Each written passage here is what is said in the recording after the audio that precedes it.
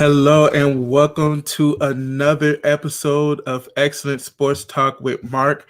I am your host, as always, Mark Bradley. And look, we got some different things going on. It's a brand new deal, and we upgrading the stream a little bit. I'm kind of excited for everything, but one thing that's going to remain the same, and that's the sports talk, the excellent sports talk.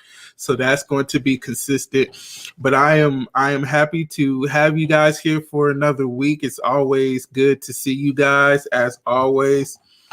And so we are going to go ahead and get into our topics for today. And so our first topic is going to be the college football championship game between Alabama and Ohio State. And if you're an Ohio State fan, I'm pretty sure you don't want to listen to this topic as much because, look, it was a bad game for Ohio State, especially the way after they played Clemson and everything. It was kind of bad for them, and so we're going to go ahead and discuss that. Then we're also going to discuss the NBA basketball season. As of right now, and of course, everybody knows about the movement that's been happening and all the trades that's been going on over the past couple of days.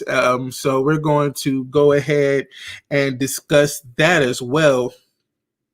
And then we're also going to talk about the NFL playoffs. This is the divisional round, so it's getting closer and closer to the top teams making it. So it's the 8 teams still in it. And so we are going to go ahead and discuss that as well. So like I said, each and every week, I appreciate everybody coming. If you guys have any questions or comments about your favorite team, by all means, put it in the comment section. We will discuss it by far. And so I love interaction with the people who watch, so we can definitely talk about that. Okay, so let's go ahead and begin with the college football playoffs. So college football playoffs was Monday, and look, Alabama looked like the number one team, the best team in the NCAA, and they showed why they were the best team against Ohio State. So let's begin with Alabama. Okay, so Alabama overpowered the Ohio State team like by far. Okay, their offense is so high powered that Ohio State could not stop them at all. It was very, very hard for Ohio State to stop all the dangerous playmakers they have on that offense of Alabama. It was just hard from the jump street to even stop them. Okay, so look, Mac Jones had a crazy game. Najee Harris had a crazy game. Devontae Smith had the craziest game out of everybody in the whole stadium. Guys, it was amazing what he was able to do in one half of football. And so, look, we're going to go ahead and get into the stats of the game, guys. So look, okay, so Mac Jones, quarterback for the Alabama Crimson Tide, had 36 completions, 45 attempts, 464 yards, 5 touchdowns, and no interceptions. And we all know Mac Brown, coming from last year, he was playing, he was average. He was average. He was still trying to get his feet wet under in college football. So he was still trying to get used to the college football world, trying to see how he can get more involved in the game. But now that he had a year under his belt, he was able to go into this season knowing he was going to be the starting quarterback this year. And he just shined throughout the whole year. Played very well, did not have any quarterback controversy. It was just a strong performance for him throughout the whole year, and it was none different in the college football championship game. He looked very controlled in the pocket, looked very comfortable. They had a lot of quick passes that gave the confidence for Mac Jones throughout the whole game. It just looked like he was just comfortable the whole game. And when you can have a quarterback who's very comfortable in a big game like that, it's hard to stop them. So he had his rhythm throughout the whole game, and it did not stop for the whole game. So Mac Jones played very well, and also Najee Harris had a great game as well, rushing and even catching the ball. So let's look at his stats. He had 22 carries for 79 yards and 2 touchdowns. And that was a big game for him. The offensive line was creating holes for him throughout the whole game.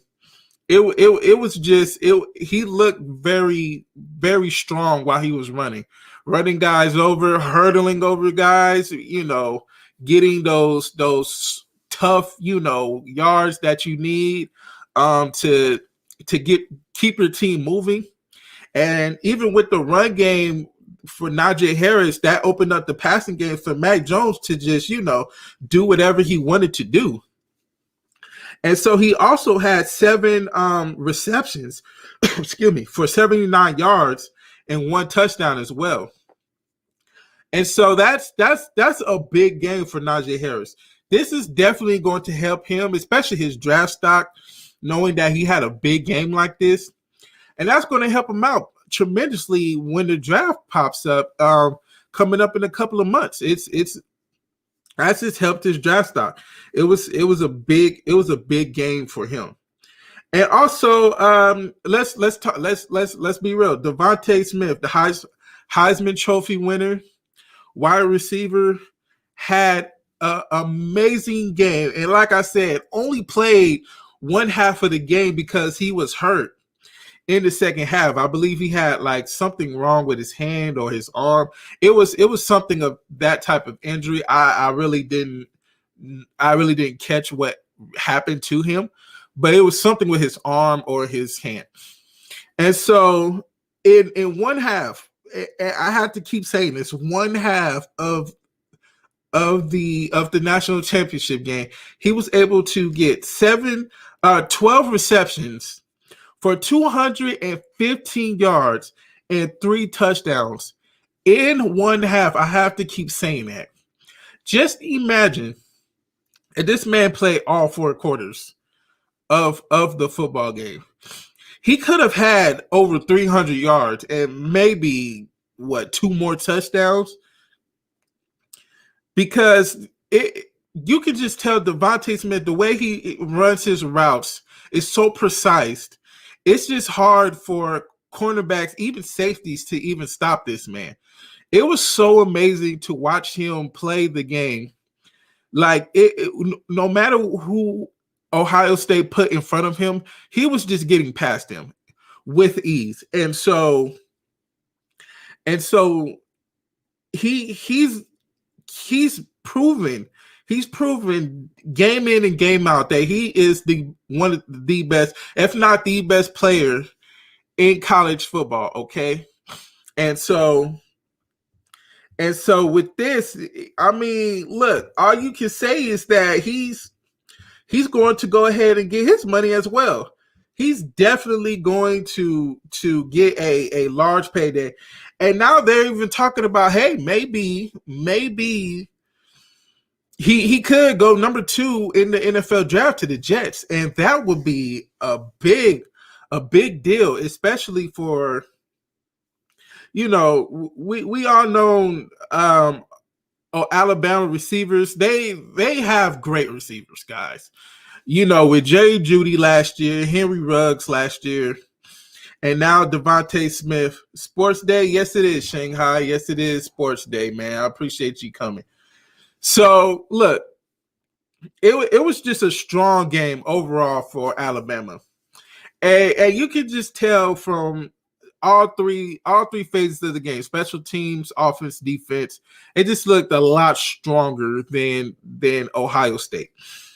And so let's go ahead and take a look for Ohio State and their stats. Okay. Thank you. I really appreciate it. I did it big, I guess, for this time. I guess 2021 is a different day. So look, okay, so let's go ahead and look at the stats for Ohio State. Okay, so Justin Fields, who had a very strong game against Clemson, did not play like the same guy he was in Clemson. He didn't play up to his standards. Okay, so Justin Fields had 17 completions with 33 attempts, only 194 passing yards, 1 touchdown, 0 interceptions. And look, okay, so Ohio State, they was playing very strong the first quarter of the game, but look, at the wheels fell off from the second quarter on. Alabama figured out Justin Fields, and it was just hard for him to get yards in general. So it was very tough for him to really find his rhythm in the game, because Alabama was playing them so hard. Alabama was playing them so hard. And then, so it was also a really tough rushing day for Ohio State, because Trey Sermon, their awesome running back, he unfortunately was hurt after his first carry. He took a bad hit that I believe really messed up his neck area, and you can kind of tell the way he was walking to the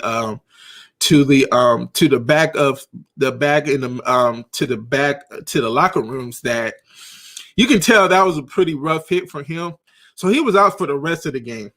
And that was a big that hurt Ohio State big time, because Trey Sermon, who had a very strong game against Clemson as well, is their stud back, and so they couldn't get much of any running game from the rest of the Ohio State running core. So Justin Fields, who had 6 carries for 67 yards, was the high man for Ohio State, and it was really tough. It was really tough for him.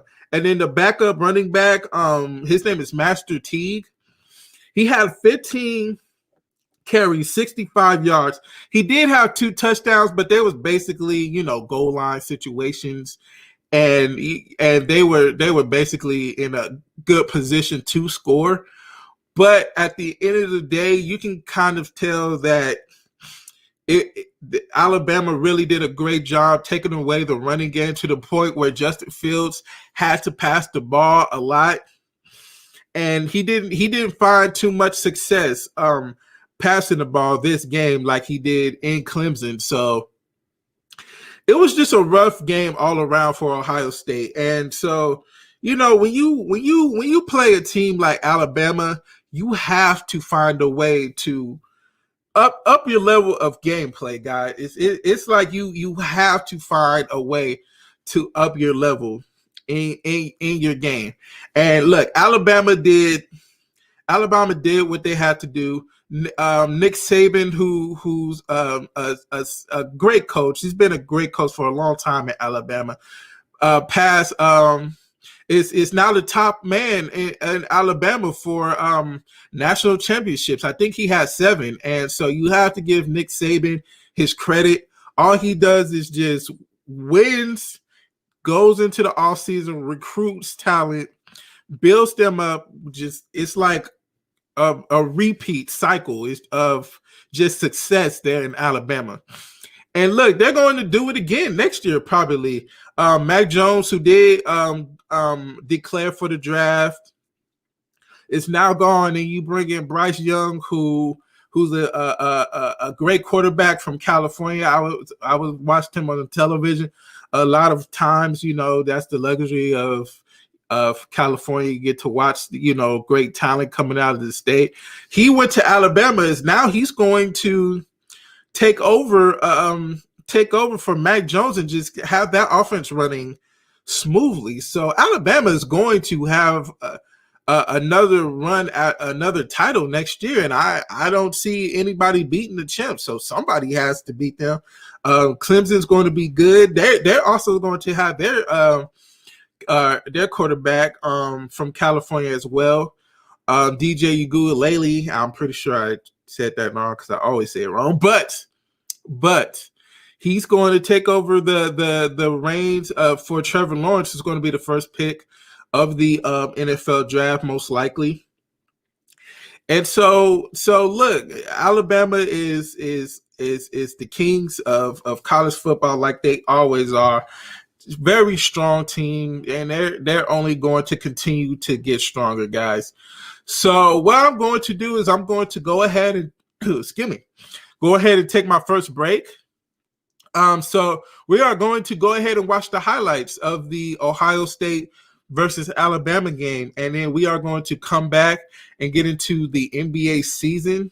And so yeah, we're going to go ahead and enjoy the highlights together. So I will be back, and I hope you enjoy. Tide on the move here, 2nd and 8. Harris picks his way to the right, patiently gets the corner, and just barrels over Shaun Wade. Another first down inside the 30. There's Garrett, who's very, very talented. 2 tight ends and running behind a linebacker, Joshua McMullen. Najee Harris barrels in for his 25th rushing touchdown. As you're going to have to make plays like that tonight, as you said, if they're going to stay with this Bama offense. Teague runs left and scores, and Ohio State does answer quickly. What a drive. Smith set to the left, tight formation. Jones flips it to him. Devontae headed for the end zone, and Alabama back on top. As Smith scores his 44th career touchdown. That's number 6 all time. And he comes back in motion.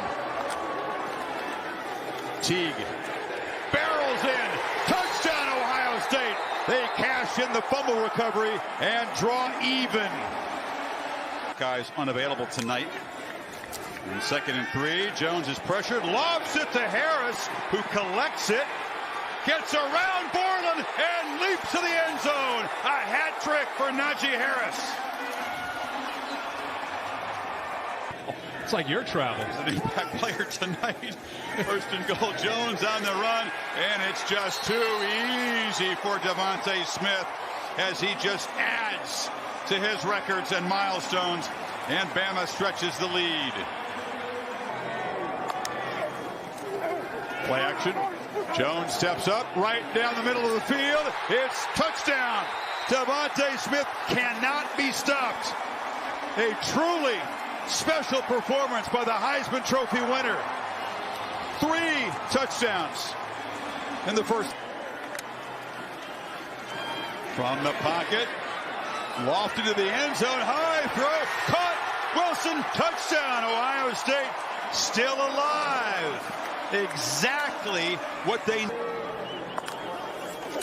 That's Bolden, who came in motion, got it in the flat, and got a touchdown. Slade Bolden dives into the end zone for his very first career touchdown, and Matt Jones there to celebrate with the sophomore from Louisiana. McMillan is the linebacker, lines up at fullback in front of Harris, and behind number 40's block. Najee makes it look easy.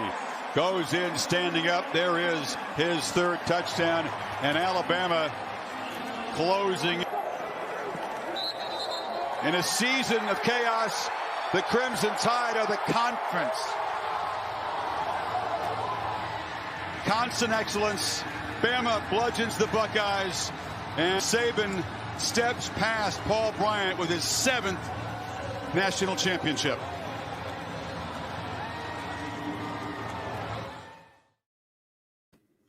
And that's the highlights of the Ohio State-Alabama game. And as you've seen in those highlights, Devontae Smith just had such a big game. Mac Jones as well, Najee Harris. It was just a big game for Alabama. So, excuse me.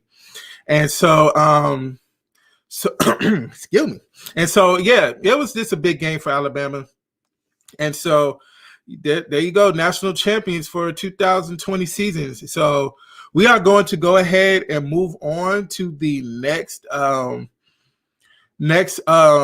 topic, and that is the NBA basketball season. And so it's been a big week for the NBA because, excuse me. So James Harden, let's begin there. James Harden, who you can kind of tell in the beginning of the season that I don't think he really wanted to be in Houston. I just don't. Because in the beginning of the season, he missed training camp. He was out partying, going to strip clubs, just doing things that, really pissed off the Rockets organization. And so when he came back to training camp, he had to do his quarantine, came back a little bit overweight. You can kind of tell James Harden, it was really, really not the best offseason for him. Now, a lot of these players, I understand, wants to have their fun. I mean, they're basketball players, they go out, they have a nightlife and everything. But you have to be careful. You have to be careful. And so you said, I see Black Mario, bro, a little overweight. Yeah, he came a little bit overweight, but yeah, James Harden, it you can kind of tell in the offseason, it was just not a good look for him. So now going into the season, he's not playing up to James Harden level. Only averaging 17 points a game. Not James Harden like. We know James Harden to score 30 plus any game, any given night, right? That's who James Harden is. Has not gave the most effort out of him. And so at the time where, they lose to the Lakers, okay? So they lose to the Los Angeles Lakers 2 times because this year you play back-to-back games. So look, the Lakers they play the first game against Houston, blow them out the gym. They come back to the couple of days later, Los Angeles Lakers, they blow them out the gym again. So James Harden goes to the media session saying, look, I don't think this is fixable. I just don't think this is going to work out. That was just, I mean, it didn't say, he didn't say he wanted to get out of Houston, but you can kind of tell clearly in that media session, like, it's my time. So I've done everything for the city. I don't think this can be fixed. That was a clear sign, like, look, it's time for me to move on. And then John Wall, DeMarcus Cousins, 2 big personality guys, said, look, we're all in for the team. And when you say things like that, that hurts the team. So you can kind of tell this was going to be a bad locker room situation. Like, guys looking at James Harden like, okay, you really don't want to be here. You don't want to play. Look, we're not going to play hard for you. If you're not going to play hard, we're not going to play hard. So instantly, the next day, James Harden gets traded. Big blockbuster trade. James Harden is going to the Brooklyn Nets out of all teams. And Brooklyn Nets, who is already stacked with Kyrie Irving, Kevin Durant, Joe Harris, just a bunch of great players on that team. You add James Harden to the mix. That is such a big deal. And so now, looking at that team, that's going to be a stacked team, guys. That's going to be a stacked team. Now, so I don't understand who's going to score the bulk of the points. To be honest with you, somebody's going to have to defer, and their stats is going to have to go down. It's going to have to be either. I think it's going to be between either James Harden or Kevin Durant. I mean, not Kevin Durant. Excuse me, Kyrie Irving. One of those two has to figure out their new game, because both James Harden and Kyrie Irving are both ball dominant guards. Both are ball dominant guards. But they traded so many pieces, and I don't think Kyrie will be there for long. Look, I think Brooklyn's going to do everything they can to try and keep Kyrie, because I don't think you're going to, pay the man last offseason for him not to barely play in Brooklyn because he was basically hurt all last season. But now Kyrie is, kind of doing things that aren't, making the organization happy as far as, going out to, parties and things of that nature. But I kind of understand his situation because it's his sister and they're having like a family gathering. But, when you're a superstar like Kyrie Irving who's making a lot of money, and a lot of the people in the Brooklyn Nets organization count on you to be there for them, they're a little hurt about it. And so, look, when he comes back to the team, if he can remain focused and do what he has to do, then I think it can work out. But look, one of these two, Kyrie played 6 games of basketball. And he tapped out of. Yeah, I mean, look. He's going to have to find that fire again. Maybe James Harden coming to Brooklyn might do that. But look, like I said, somebody's going to have to play off ball. And look, James Harden did it before. Maybe he can do it again and let Kyrie just, do what he has to do. But I don't know. All of these guys have very big personalities. And all these guys want their points. And all these guys wants to be the superstar on their team. But something has to give. And Kevin Durant is not going to give up his points per game. Are you crazy? Absolutely not. Absolutely not. KD is going to score. KD is the best player on the Brooklyn Nets. He's going to score. Now, James Harden and Kyrie Irving's going to have to figure it out, and it's going to be tough. So basically, I think this has really hurt them because I think they was just finding their chemistry as a team. But now that they have to figure it out all over again. And it's going to be hard for them. They're going to, they're probably going to, it's going to be a struggle a little bit for them to find their chemistry, but they're going to get together. And I think they're still going to be a top team in the East. I do, but it's going to be hard for sure. But looking at that, it's just going to be interesting. And then, so, like Cedric said, they gave up a lot of pieces. They gave up a lot of draft picks to Houston. Karis LeVert is going to Houston. Karis LeVert is going to Indiana. It was a 14 deal. Karis LeVert, who's a great player for Brooklyn, he's going to Indiana. He's going to show out. He's going to be a very good player for Indiana. Victor Oladipo is going to Houston. Victor Oladipo is a very strong piece. So with him, DeMarcus Cousins and John Wall is a good three-handed monster, and also Christian Woods, who's playing out of his mind this year. It's going to be a good team.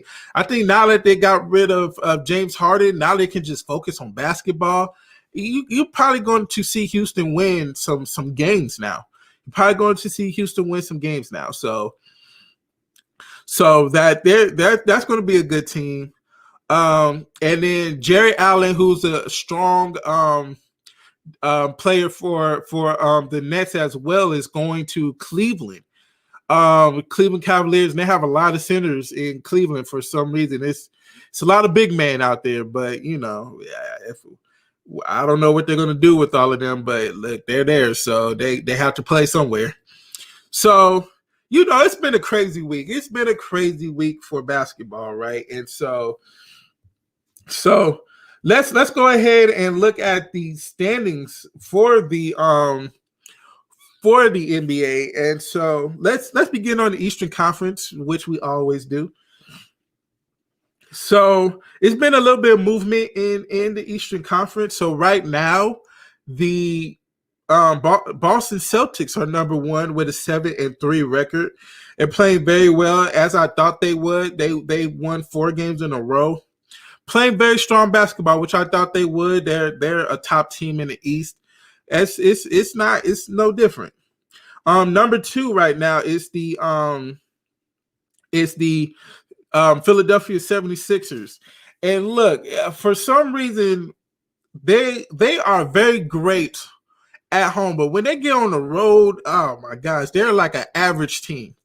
I don't get it. I do not get it. Like, you have to win road games if you're going to be a top team in the NBA, and of course in the playoffs, you have to win like at least run one road game if you have any chance in the to getting to the championship. You have to win road games. So the 76ers for some reason cannot figure it out on the road, but at home, oh, they're great. They are absolutely great. And so number 3, who's playing very strong basketball now, is the Milwaukee Bucks. And they have been moving up slowly but surely in the standings. And they're fighting for that number 1 position, which I thought they would. And so coming in at number 4 is the Indiana Pacers with an 8-4 record. And so they're doing a really good job staying in the top of the Eastern Conference. Usually they're in this area right here in the 4 or 5 position. This is usually Indiana right here. They always control this spot. If they can find a way to move up a little bit, then that would be great for them. And so number 5 is the Orlando Magic, who have not been playing good basketball of late. They was staying in the number 2 spot, and they was staying there, but now they lost 3 games in a row, and it's not looking good. It's not looking good right now for the Magic. So they got to find a way to win games. It's another one of these teams that play really well at home but bad on the road. So they have to figure things out.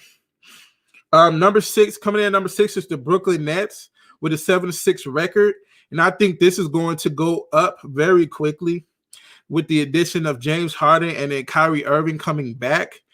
They had a lot of trouble with COVID protocols, and I think that's the reason why they're 7-6, because Kevin Durant had to sit out a week because of COVID issues, and Kyrie Irving just haven't been playing at all. So that's really hurt them. Now that James Harden is coming in, Kyrie Irving should be coming back. Kevin Durant is playing right now.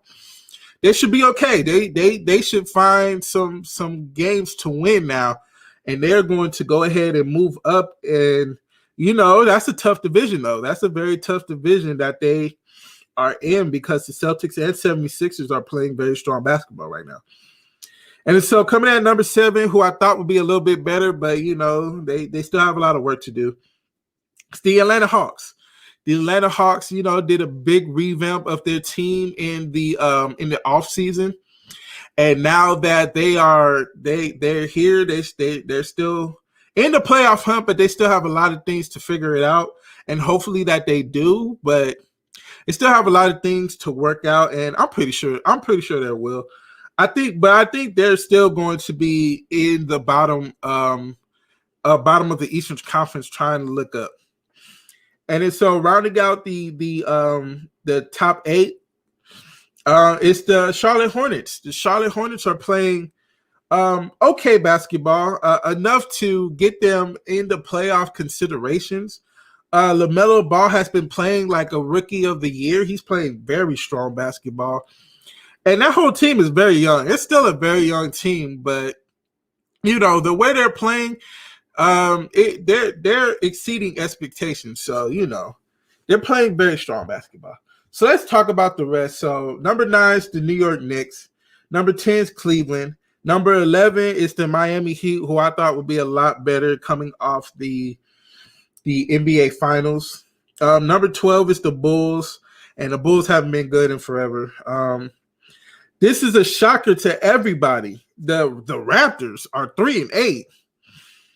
I don't know what's going on, but the Raptors have something to figure out, because usually they're one of the best teams in the NBA. They are not playing it like it at all. I don't know if they miss playing in Toronto or what, but they are not playing good basketball whatsoever. And then so we have the Washington Wizards, who everybody thought was going to be a lot better, and Bradley Beal is such a great player, but I think it's his time to leave. He's very a loyal guy, but Washington, I just don't see him winning anytime soon in Washington. And rounding out the bottom feeders of the division of the Eastern Conference is the Detroit Pistons, and I don't know what to tell you about the Pistons. They're just not a good team. Matter of fact, this whole division is really bad. just to be honest with you. I think it's the Pacers' divisional win because the Celtics. It's not the Celtics. The Cavaliers, the Bulls, and the Pistons are just really bad. That whole division is really bad. So let's go ahead and move on to the Western Conference. And so coming in at number 1 is the Los Angeles Lakers. And look, they're starting to find their groove. They're starting to figure out each other's play. And they're starting to figure it out. They're starting to figure out. You said Blake Griffin needs to go to the Lakers. Unfortunately, I don't see him going to the Lakers anytime soon unless he takes a big pay cut, and I'm pretty sure he's not going to do that. So he's going to stay in Detroit and make his money. He don't care if he win or lose. He just want his money. This is Blake Griffin. I mean, it's bad for Blake. He's in a bad team, that's for sure. Anyway, so the Los Angeles Lakers, they're starting to figure it out. They're starting to figure out each other's play. They're starting to get together on the defensive end, which was really a struggle for them in the first couple of games. But now they're starting to get it together. They're starting to make it work. They are very strong on the road. I think they're the only undefeated road team right now. They are very strong on the road. When they get home, they play a little bit bad, but with only a 3-3 record. I mean, they are 500, but look, they're starting to get it together, and they're starting to play like the championship team that we all know them to be. And so coming in at number 2 is another Los Angeles team, the Los Angeles Clippers, with an 8-4 record. They are right now. They're playing very strong, very Clipper-like basketball. So they're figuring it out. They are working it out. So they're playing strong. They're playing strong right now, and so they're doing Clipper things. And then to round out number 3 with a 7-4 record is not the Utah Jazz, the Phoenix Suns. And we can look at the Chris Paul effect is strong right now because they are playing very well right now, and they're going to be a playoff team. They're going to be a playoff team. I'm saying it right now. They're going to be a playoff team, and look, I don't know if they're going to keep up with in like the top 3, but I mean, they're going to be in the playoffs. So they're playing well. Chris Paul, if he can maintain his health, which has always plagued his career, and if Devin Booker plays like he does, and DeAndre Ayton becomes a above average player, that's going to be a strong team. And so coming in at number 4 is the Utah Jazz, which they usually do come in around this area. We all know Donovan Mitchell, Rudy Gobert is the key to that team, and they're playing very good. So coming in at number 5 is the Dallas Mavericks, and we all know that they're going to be a strong team. They're starting to get it together. They won 4 games in a row, and Luka Doncic is an MVP caliber type player. And when Kristaps Porzingis comes back, that's going to be a strong team. And then, coming at number 6 with a 7-5 records, the Trailblazers. I see them moving up into like the top 3, top 4 spot. They're going to move up.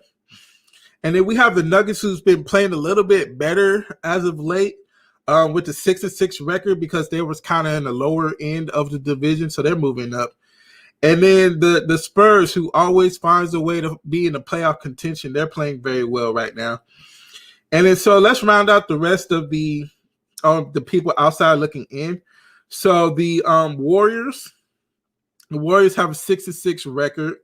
The Memphis Grizzlies with a 5-6 record. The Oklahoma City Thunder with a 5-6 record as well. Number 12 is the Sacramento Kings.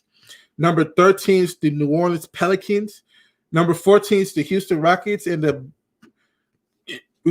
dead last in the division with a 3-8 record is the Minnesota Timberwolves, and they had a lot of injuries that's really hurting them right now. And you can kind of see it in their play. They're not playing up to par. So that's basically the end of the NBA talks. So it's been a crazy week for the NBA, and it's only going to get crazier from here. And as the season progresses, we're going to see which teams take a step up to really get into playoff contention, because it's only a 72 game season. So they have to figure it out really fast. So some of these teams on the outside looking in is going to have to make some moves really quick. So I'm going to go ahead and take another break, and we're going to go ahead and watch the highlights. We're going to segue into the NFL playoffs. So we're going to watch the highlights of the Pittsburgh Steelers and the Cleveland Browns part 3.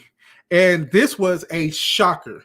I don't think anybody expected Cleveland to do what they did against Pittsburgh. So we're going to go ahead and watch the highlights, and we're going to talk about it right after the highlights. So I hope you guys enjoy.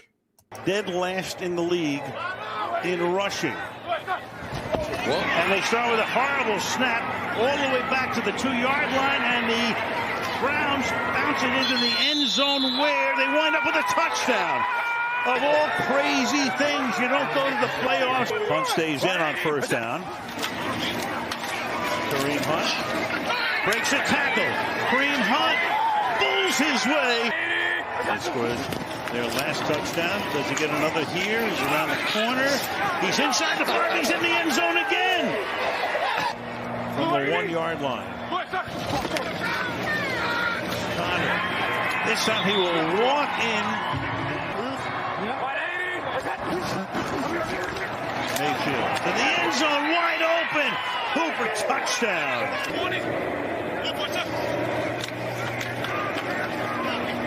Roethlisberger, and that's going to be. Love Juju on these little slants and inside breaking routes from here.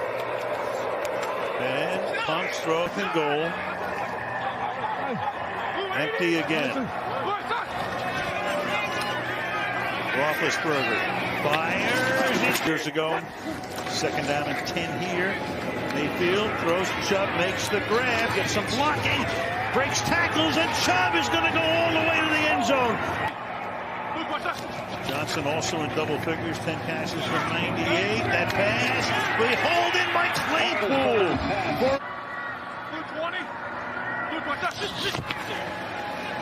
Roethlisberger throwing. At this point, he's still going up and sacrificing. Roethlisberger throws, and that'll be caught for the touchdown. Down to 11. Play action. Little dump up here to Connor, and he's going to. And they just didn't care. They made it happen. Well, I know it's the cliche of cliches. And so that is the highlights of the Pittsburgh Steelers and the Cleveland Browns game. And that was a big shocker. That was such a big shocker to see Cleveland just dominate the Pittsburgh Steelers like they did. And so look, when you jump out onto the Steelers 28-0 in the first half. Now, granted, the Pittsburgh did make a comeback, but it was just too large of a gap. That was a great game for Cleveland. I know Cleveland fans are having a ball. I see it on Instagram how the Cleveland fans was just going crazy. That was a big game for not just the whole city in general. And so now that they're moving on to face the best team in the NFL in the Kansas City Chiefs. And so if they can maintain what they do, if they can keep running the ball and just playing Cleveland Browns football, it could be a good game. It could be a very good game. So let's continue on. Let's look at the other games that went on last week, and we're going to move ahead and give our predictions for this week's games that's happening tomorrow and Sunday. So let's go ahead and start off with our first game, which is the Colts and the Bills. Like I said last week, this is a strength versus strength game, which is the Bills' high-powered offense versus the Colts' very strong defense. And the Bills had the advantage in this game. The Bills had the advantage over the Colts. And look, the Bills are a championship type team. Okay, they're playing like championship contenders, and I think they have a great chance to make it to the AFC Championship game. I just do. And so, the Bills with that offense, and then and if they can play manageable defense in the playoffs, they could go far. They can go very far. And look, last year they had a strong season, but this year it's just like you can just look at this team and you can just tell like they have it. They have it. They can really make a strong push this year for the championship. So let's go ahead and look over to the next team, which I thought this was a very shocking win for this team, which is the Los Angeles Rams and the Seattle Seahawks. And the Rams was able to win 30-20. And so this was a big game for them. The Los Angeles Rams had a good game from players you probably wouldn't think would step up into the playoffs. In the playoffs, Cam Akers had a big running game. He was a workhorse all last game for the for the Rams. Excuse me. So he had 28 carries, 131 yards, and 1 touchdown. He was just such a workhorse to the point where Jared Goff only had 19 passing attempts, only completed 9 passing attempts, which is crazy to think about, and had 1 touchdown. But Cam Akers was just a workhorse for that team, played really hard, and was able to get the win for the LA Rams.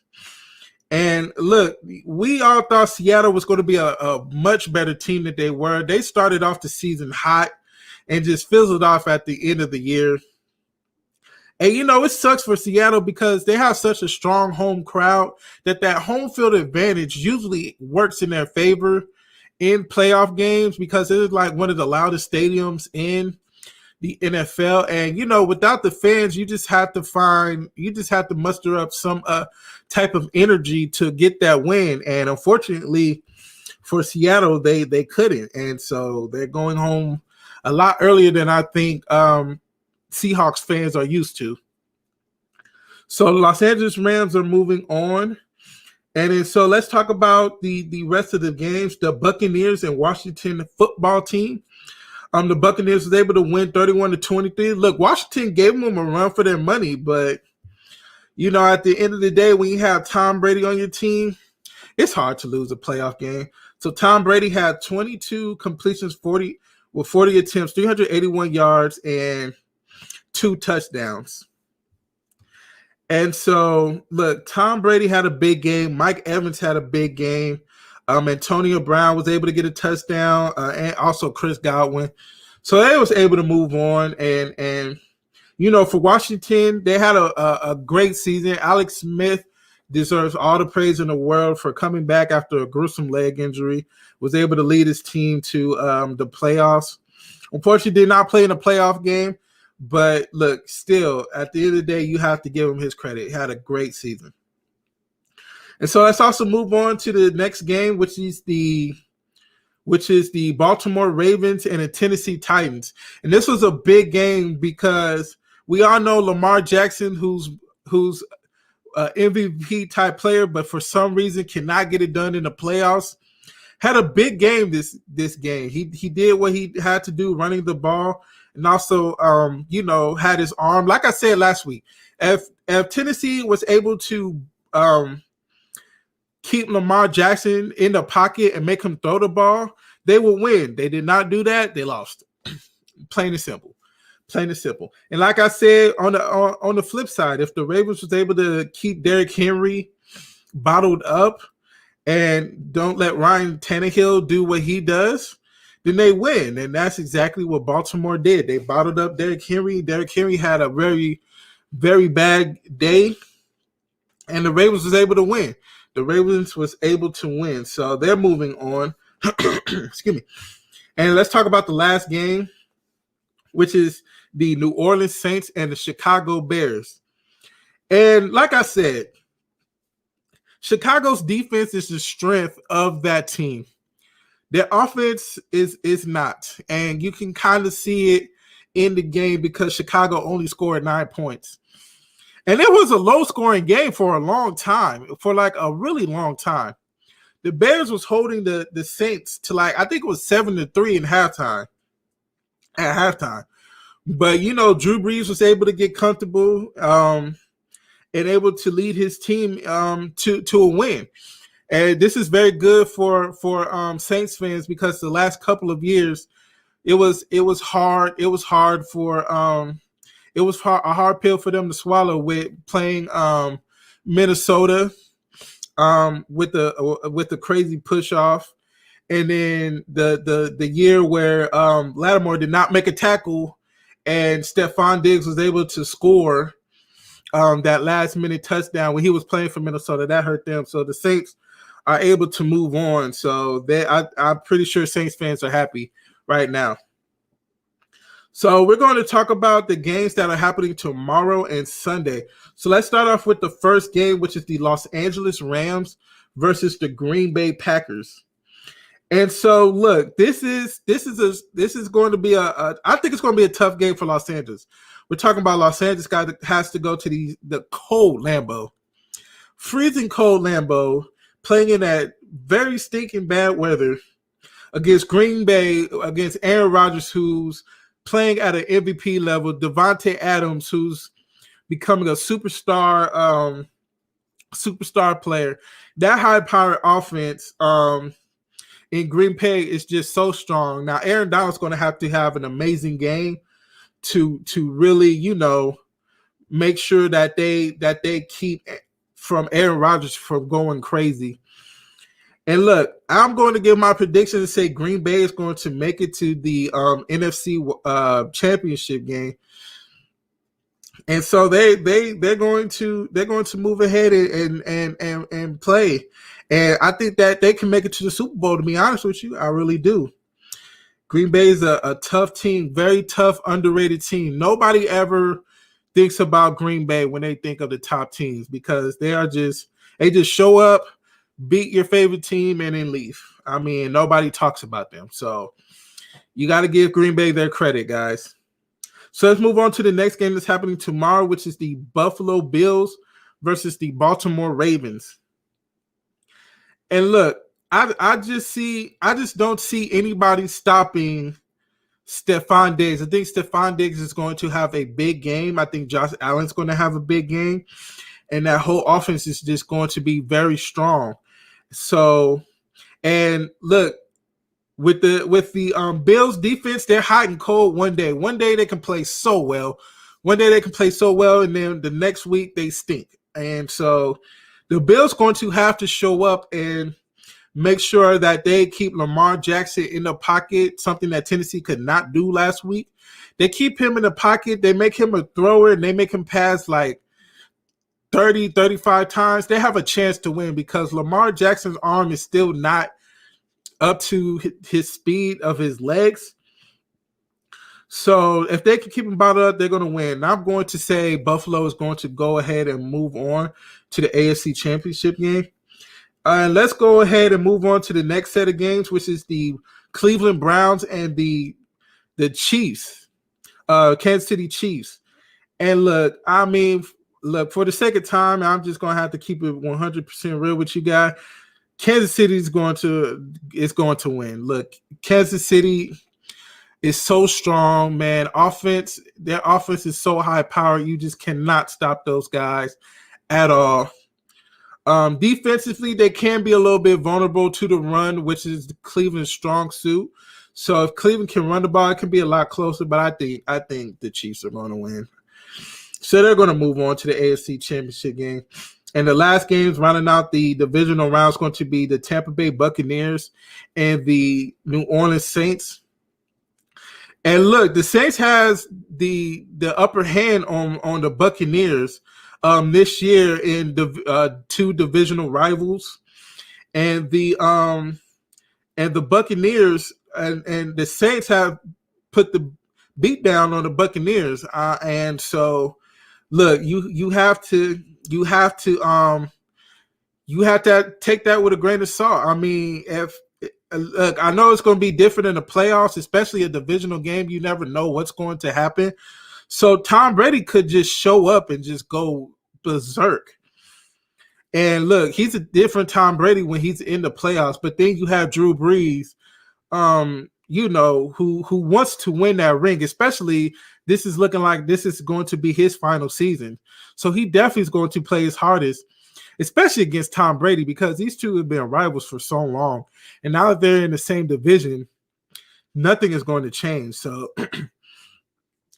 I'm going to say the New Orleans Saints are going to go ahead and win. And so I think, they're going to play well at home.